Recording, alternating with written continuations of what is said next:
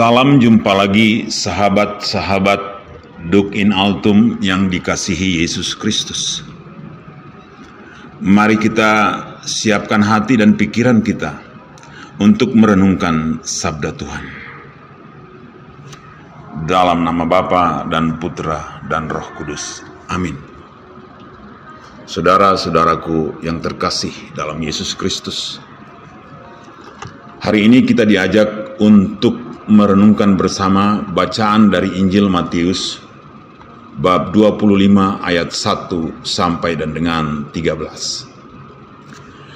Gadis-gadis yang bijaksana dan gadis-gadis yang bodoh.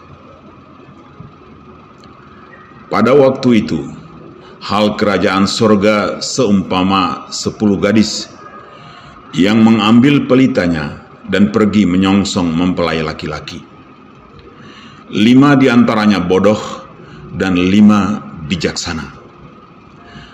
Gadis-gadis yang bodoh itu membawa pelitanya, tetapi tidak membawa minyak. Sedangkan gadis-gadis yang bijaksana itu membawa pelitanya dan juga minyak dalam buli-buli mereka. Tetapi karena mempelai itu lama tidak datang-datang juga, mengantuklah mereka semua lalu tertidur. Waktu tengah malam terdengarlah suara orang berseru, "Mempelai datang, songsonglah dia." Gadis-gadis itu pun bangun semuanya, lalu membereskan pelita mereka. Gadis-gadis yang bodoh berkata kepada gadis-gadis yang bijaksana, "Berikanlah kami sedikit dari minyakmu itu, sebab pelita kami hampir padam." Tetapi jawab gadis-gadis yang bijaksana itu, "Tidak, nanti tidak cukup untuk kami dan untuk kamu. Lebih baik kamu pergi kepada penjual minyak dan beli di situ." Akan tetapi, waktu mereka sedang pergi untuk membelinya, datanglah mempelai itu, dan mereka yang telah siap sedia masuk bersama-sama dengan dia ke ruang perjamuan kawin, lalu pintu ditutup. Kemudian datang juga gadis-gadis yang lain itu dan berkata, "Tuan, Tuan, bukakanlah kami pintu." Tetapi ia menjawab, "Aku berkata kepadamu, sesungguhnya aku tidak mengenal kamu. Karena itu, berjaga-jagalah, sebab kamu tidak tahu akan hari maupun akan saatnya." Demikianlah sabda Tuhan. Terpujilah Kristus. Dalam nama Bapa dan Putra dan Roh Kudus. Amin. Saudara-saudaraku yang terkasih dalam Yesus, mengawali renungan singkat ini, saya mau mengutip 2 ayat dari kitab Yesus Putra Sirak, yaitu bab 1 ayat 18 dan ayat 20. Ayat 18 bunyinya seperti ini. Puncak kebijaksanaan ialah ketakutan akan Tuhan, dan ia pun menumbuhkan kesejahteraan dan kesehatan segar. Ayat 20, pangkal kebijaksanaan ialah ketakutan akan Tuhan, dan ranting-rantingnya adalah umur yang panjang. Jadi, baik puncak kebijaksanaan maupun pangkal kebijaksanaan adalah satu hal, yaitu takut akan Tuhan. Takut akan Tuhan. Saudara-saudaraku yang terkasih dalam Yesus Kristus,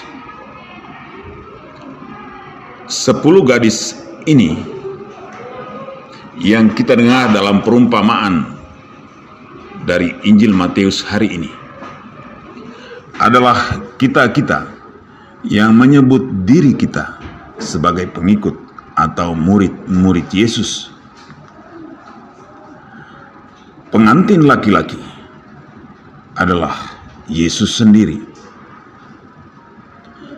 Perjamuan kawin adalah keadaan ketika Yesus datang untuk kedua kalinya untuk membawa orang-orang yang telah ditebusnya, terutama orang-orang yang selama hidupnya melaksanakan ajaran-ajaran Yesus Kristus untuk dibawa masuk ke dalam kerajaan Allah. Orang-orang yang melaksanakan ajaran Kristus inilah yang diumpamakan dengan gadis-gadis yang bijaksana, yang selalu berjaga-jaga, mempersiapkan diri mereka untuk menyambut kedatangan Yesus Kristus.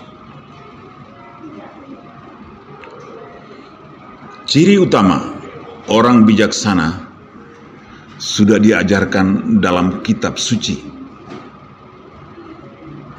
baik perjanjian lama maupun dalam perjanjian baru, dan yang antara lain seperti yang sudah diajarkan oleh Yesus bin Sirak yang saya kutip tadi, yakni takut akan Tuhan.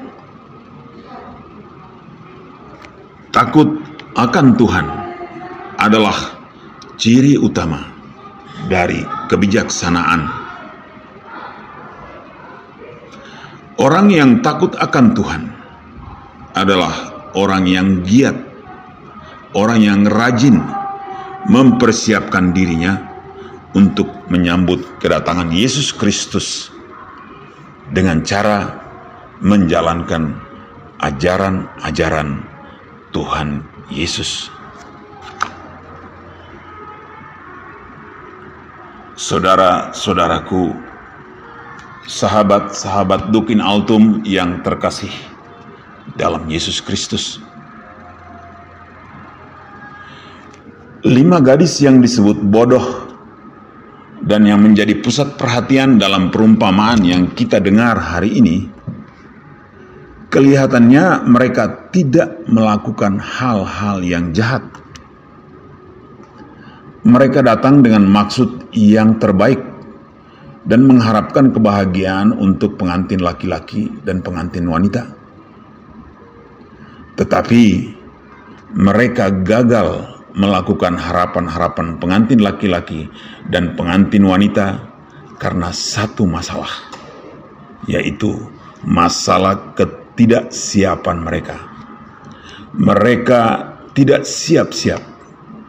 Mereka tidak membawa persediaan minyak yang cukup yang diperlukan. Seharusnya mereka sudah tahu bahwa menanti kedatangan pengantin pria mungkin bisa saja semalam suntuk, dan mereka lupa, mereka lalai akan hal itu, sehingga mereka tidak mempersiapkan minyak yang cukup.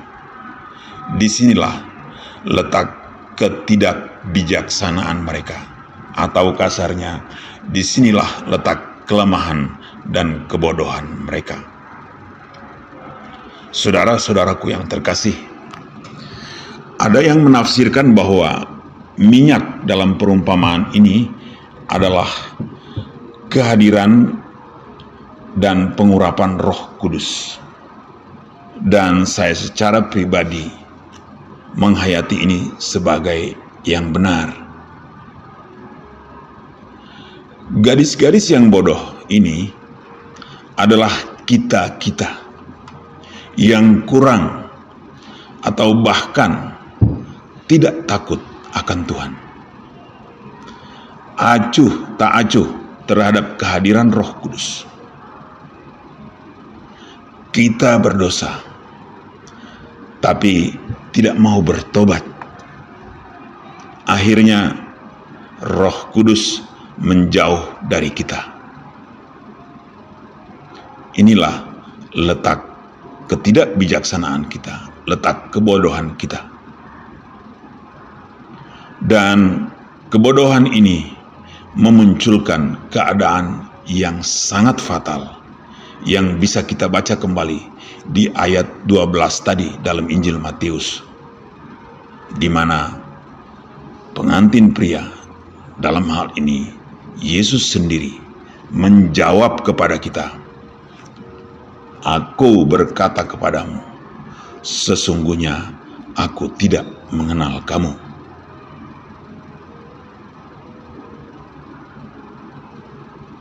Oleh karena itu, saudara-saudaraku yang terkasih dalam Yesus Kristus, perkenankan saya, izinkan saya untuk mengulang seruan Yohanes Pembaptis.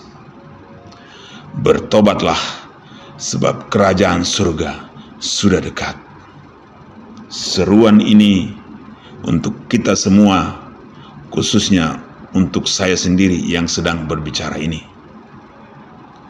Marilah kita memohon bantuan Roh Kudus juga untuk menolong kita, untuk memampukan kita agar mampu untuk menyadari kehadirannya sendiri, kehadiran Roh Kudus, dan mampu bagi kita untuk bertobat. Semoga renungan singkat ini berkenan di hadapan Tuhan. Marilah kita berdoa. Bapa di surga, kami menyadari sungguh bahwa kami ini manusia berdosa, manusia yang penuh dengan kelemahan, manusia yang seringkali tidak mempersiapkan diri dengan sebaik-baiknya untuk kedatangan Putra-Mu, Tuhan kami Yesus Kristus, yang kedua kali untuk membawa kami masuk ke dalam kerajaan.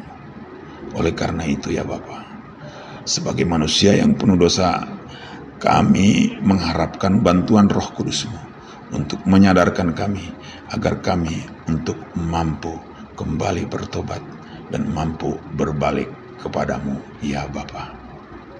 Doa ini ya Bapa, kami panjatkan kehadirat-Mu dengan pengantaraan Yesus Kristus, Tuhan dan Juru Selamat kami. Amin. Dalam nama Bapa dan Putra dan Roh Kudus. Amin.